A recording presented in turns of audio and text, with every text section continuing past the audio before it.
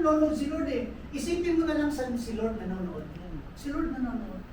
Alam mo, nakikipag-usap ka, kahit na talagang gusto mo nang lamutakin ang mukha. Dahil sa sobrang inis mo na, kasi nanonood si Lord. Nanonood si Lord. Amen? Yun na lang ang iisipin mo, nanonood si Lord. Amen ba? Mga ngaral. Lahat ng gawin natin, hayag man o linen, mabuti o masama, ipagsusulit natin sa Diyos. Kaya yan, sabi ng mga ngaral, Ecclesiastes, grabe yan. Buti na lang talaga sa totoo lang. Kaya nga napakahalaga na tayo pag may nagagawa na mali. Confess agad. Confess agad. May nagawa ka, meron kang mali na nagawa. Lord, patawad po, Panginoon. Patawad po, nakaisip ako na din maganda sa kapwa ko. Ganito, Lord, patawad po. May nasabi ako, Lord, namura ko siya sa isip. Di ba mabuka bibig ko, pero namura ko siya. Patawad po, Panginoon. Ha? Bakit? Kasi pagsusulit natin sa Diyos eh. Masarap kasi pag humarap tayo sa Panginoon, kahit matabunan man tayo ng napakadaming uri ng kasalanan, isa-isahin man ng Diyos yun, yung mga certificate ng sin natin, may tatak ng blood ni Jesus. Forgiven, forgiven, forgiven. Humarap ka sa Panginoon, tinawag ka ang pangalan mo, Juan de la Cruz! Pagharap mo sa Panginoon, sunod-sunod na truck, nasa likod mo, dump truck.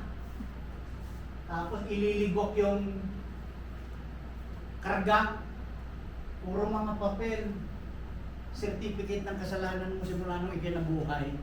Amen? Ha? Isipin mo, ibabagsak sa likod mo lahat yun, halimbawa.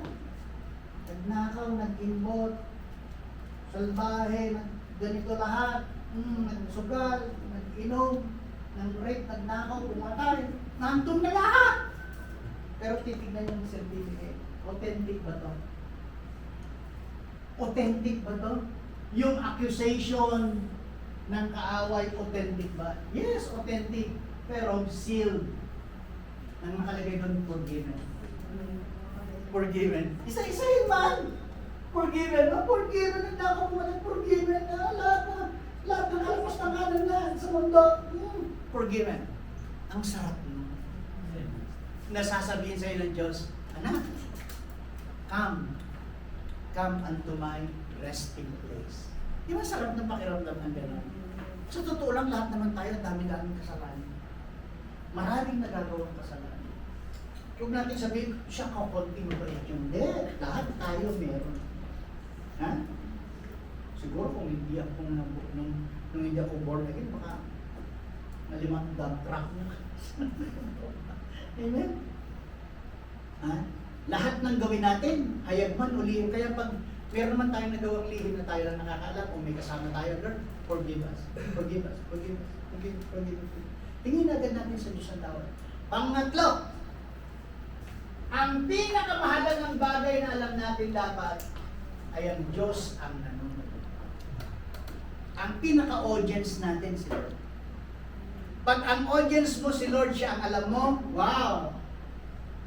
Mag-iingat ka sa Ilocano na aganad ka. Amen? Mag-iingat ka. Mag-iingat ka kasi si Lord ang nanonood. Di ba? Hindi man napansin ng iba, pero napansin ni Lord yun. Nakita ni Lord. So, yung pinakamahalagang bagay na alam natin, kagaya nga ng tinitestify ko kagakalina. Kahapon kasi meron akong malungkot na balitang tinanggap. Nasa Incheon kami, nag-text sa akin yung nung mga kasama ko dating nag-start sa Mandaluyong. Isa sa kanila ay sabi niya, hindi ko kasi matiis na hindi sabihin sa'yo, tay. Tatay ang tawag sa akin. Si Chona. Sabi niya may sakit. Sabi ko, anong sakit? Sabi ko, tinignan ko, April 9 pa yung nag-text siya sa akin, kako. Nangumusta sa akin, kumusta na po kayo, tay? Sabi niya sa akin. Sabi ko, mabuti naman, uwi ako ng May. Baka loobin ng Diyos tayo, ako yung kauwi ng May, kako. Umuwi ako ng May 28 last. Itong taon na ito. Tapos, sinin lang niya, hindi na siya sumagot. Tapos nagpalitan kami ng text nung nagsasabi sa akin isang kapatiran. Ngayon pala, siya ay may sakit. At ang sakit niya is breast cancer. Stage 3. Nasa Canada. Eh, mahal na mahal sa akin yung mga yun. Kasi sila yung mga nakasama kong nagsimula ng JA1 sa Mandaluyong. And then, sabi ko, pakisabi mo sa kanya, ite-text ko siya ulit. Kasi ayoko kasing sa magandang asal, tingin mo muna ang pahintulot na sabihin mo sa kanya, ikaw ang sabi sa akin. Sabihin mo sa kanya kasi ayokong mabulaga siya na kukumustahin kung ganito ka kaagad. So nung sinabi niya, Pastor, after 4 hours, kasi alas 6 nandun kami after 4 hours po, or 5 hours, umaga na po doon sa kanya, sa Canada. So sabi ko, tinext ko siya ngayon, tinext ko. Pero nag-usap pa rin kami nung nagkwento. Nalungkot ako. Tapos nung pagdating ko dito sa bahay, tinext ko siya, na, kumusta ka na? Tapos sumagot, pwede ba ako mag-call? May sasabihin ako. Yun. Alam niyo ba, 8 months ago, clear siya doon sa mammogram, lahat ng test sa kanya. Tapos ano ba sa atin, nagulat siya nung April nga na yun, yung 9, na nagte-text siya sa akin. Isinama lang niya yung kanyang anak para magpa-check up. Dahil ang kanyang anak nadapa. Eh, sabi niya, why don't you undergo a check-up now? Because your schedule is on the 12th ng August.